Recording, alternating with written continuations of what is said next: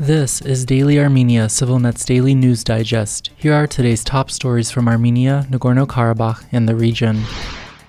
Azerbaijan plans to reopen the Lachin corridor, but only for outbound traffic, Armenian Prime Minister Nikol Pashinyan has charged. We have received credible information that plans are being developed to open the Lachin corridor in one direction, meaning to allow exit from Nagorno-Karabakh but not entry, Pashinyan told ministers at his weekly cabinet meeting today. Azerbaijan's main goal is to remove Nagorno-Karabakh's Armenians through starvation and other means for the purpose of ethnic cleansing, Pashinyan added. He did not specify a time frame or the source of the information on the possible partial reopening of the sole overland route connecting Nagorno-Karabakh and Armenia. Azerbaijan has blocked nearly all traffic from the Lachin corridor for more than 8 months, pushing Nagorno-Karabakh's roughly 120,000 Armenians to the brink of famine and prompting warnings of genocide from the former chief prosecutor at the International Criminal Court. At present, only limited numbers of vehicles belonging to Russian peacekeepers and the International Committee of the Red Cross are allowed to pass. In the most recent evacuations this week, the peacekeepers moved 41 Nagorno-Karabakh residents to Armenia, while the Red Cross moved another 7 people out of the region.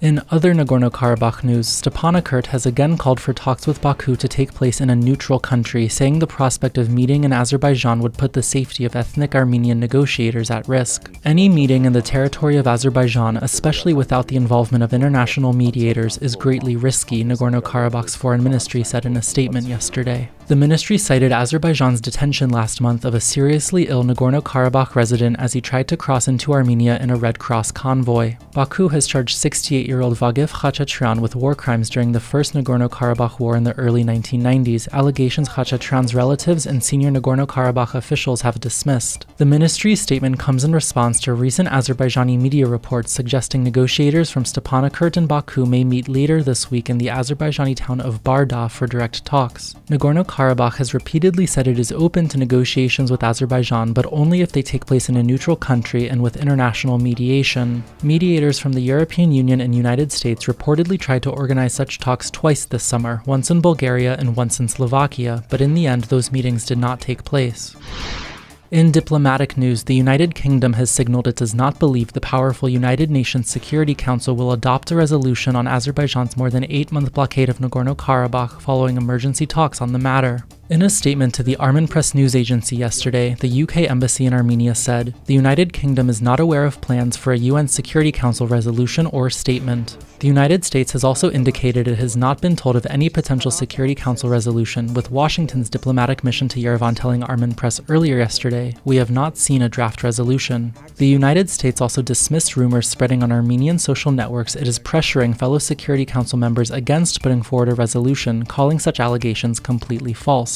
The Security Council, the only UN body with the power to issue binding resolutions, convened last week at Armenia's request to discuss the humanitarian crisis unfolding in Nagorno-Karabakh, but has so far failed to adopt a joint statement or resolution. In sports news, youth athletes from Armenia have dominated at this year's European Youth Boxing Championships in Slovenia, with 13 of them taking home medals. That is according to Armenia's Boxing Federation, which said the medal count is an all-time record for Armenia in this age group. This year's tournament brought together nearly 400 youth athletes from about 36 countries. Boxing gained a large following in Armenia in Soviet times and to this day remains one of the country's most popular sports.